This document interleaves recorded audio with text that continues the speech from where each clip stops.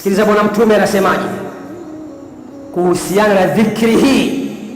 Mwenye kusema la ilaha illa Allah wahdahu la sharika lah, lahul mulku wa lahul hamdu wa huwa ala kulli shay'in qadir, mara 100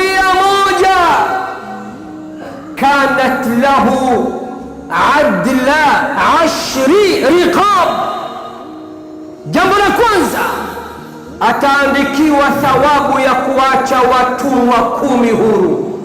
Ataandikiwa thawabu kana kwamba amewaacha huru watumwa 10. Jambo la pili, wakutibat lahu 100 hasana, ataandikiwa mema 100. Jambo la tatu, wa muhiyat anhu 100 sayyi'a,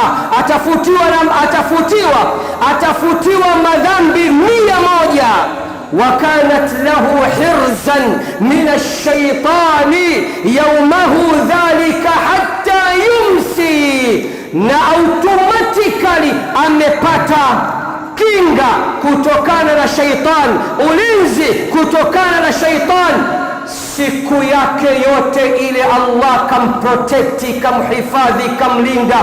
Shaitani wala jini hawezi kumsogelea mpaka jioni yake.